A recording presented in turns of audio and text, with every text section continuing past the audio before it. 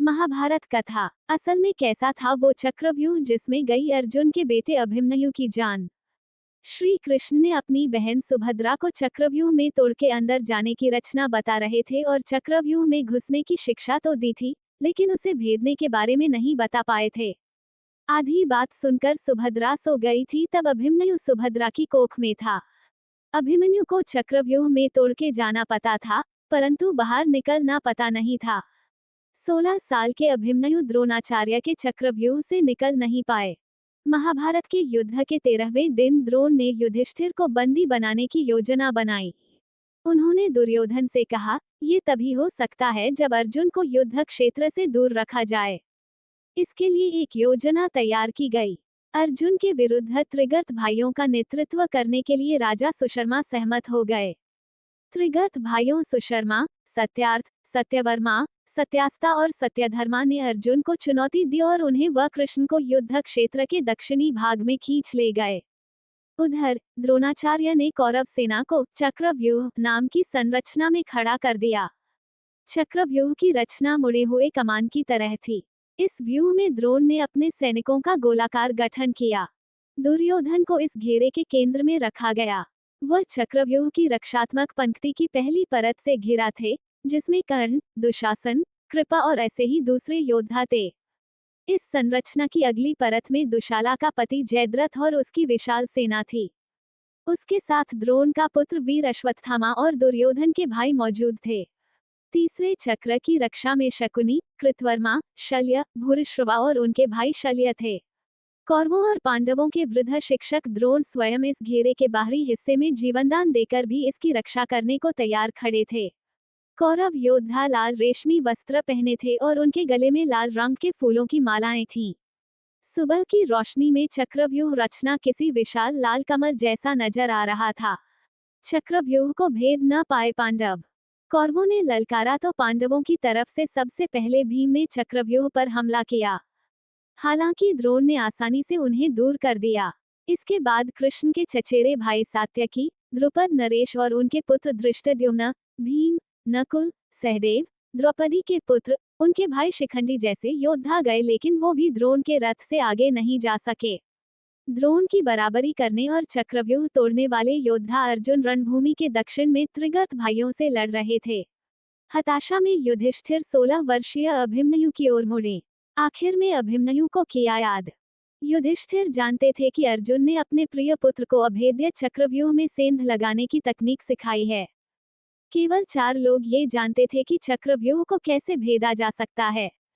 इसमें कृष्ण और उनके पुत्र प्रद्युम्न, अर्जुन और अभिमन्यु शामिल थे। युधिष्ठिर ने अभिमन्यु से कहा, पुत्र, चक्रव्यूह में प्रवेश करने में मेरी सहायता करो। हमें कौरवों का रक्षा कवच तोड़ना होगा। अभिमन्यु सोच में पड़ गए। उन्होंने कहा, मुझे ये तो पता है कि चक्रव्यूह को कैसे तोड़ना और उसमें प्रवेश करना है, लेकिन मुझे अभी तक ये नहीं सिखाया है कि इससे बाहर कैसे आना है। युधिष्ठिर ने कहा, तुम इसकी चिंता न करो। एक बार चक्रव्यूह में घुस गए तो हम सब पीछे पीछे आएंगे और कवच तोड़ देंगे। कैसे चक्रव्यूह में फंस गए अभिमन्यु। अभिमन्यु और उसके सारथी चक्रव्यूह के प्रवेश द्वार को तोड़कर अंदर घुस गए और बिजली की गति से उसके केंद्र में जा पहुंचे।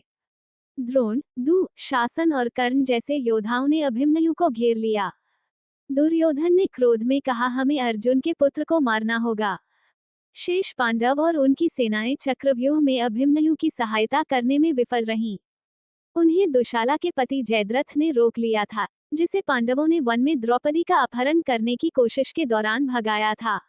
जयद्रथ को भगवान शिव से वरदान था कि वह पांडवों को केवल एक युद्ध में हराने में सक्षम होगा, बशर्ते अर्जुन और कृष्ण उनकी रक्षा के लिए वहां न हो।